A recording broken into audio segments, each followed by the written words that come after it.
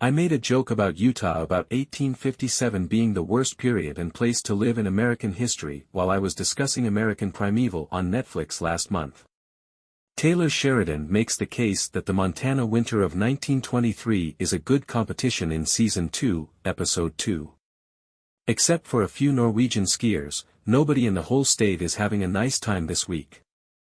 Furthermore, the only way Cara Dutton, Helen Mirren, can persuade us that such a severe winter is worth the effort is by pointing out how lovely the mountains are in the spring. The Dutton family ranch in Episode 2 makes me think of the northern geese that lay their eggs on cliffs and then pray that their young will be able to fly before they are compelled to fall to their deaths. There are some locations you simply shouldn't live. Harrison Ford's character Jacob Dutton had to go into Bozeman to talk to the local judge in spite of the warning of an impending blizzard.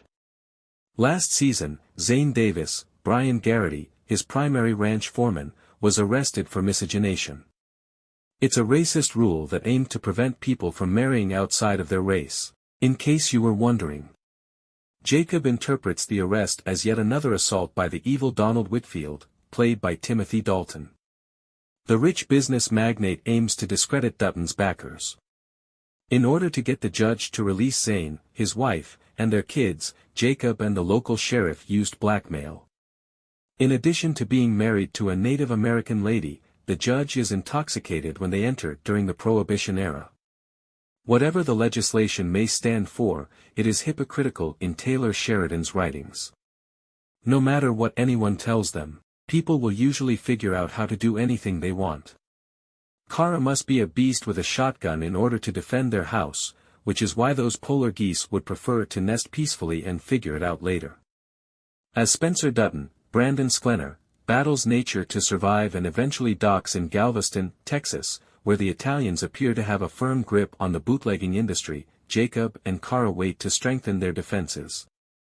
Last week, he rescued a small Italian man named Luca, Andy Dispenza, from a rapist, and now that sea-sworn companion is trying to pay back his debt. Spencer meets Signore Maceo, the leader of the Galveston Mafia network, thanks to Luca. Surprisingly, Sheridan is writing revisionist history here. Salvatore Maceo and his brother, Rosario, were real bootleggers in the late 1920s. After their deaths, the Fertitta family took up the mantle and moved their business to Las Vegas, Nevada.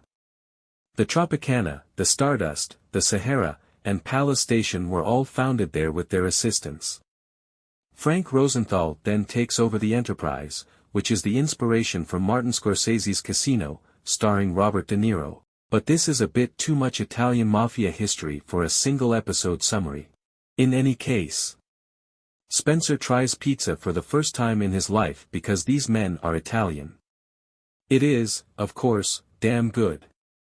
Additionally, Maceo arranges for Spencer to stay at a hotel so that, for the first time since arriving in America, he can send a telegram home. After this pleasant gesture of hospitality for saving Luca, you assume it's time to head to Montana, but for some reason, Maceo won't let Spencer leave town. To get Spencer to stay for dinner, he threatens him with some muscle. Maceo gives the order for additional enforcers to stop the Dutton hero at the train station and beat him to death after Spencer knocks him out cold. Spencer would have taken that train and left Texas by now if Galveston had had Uber in 1923.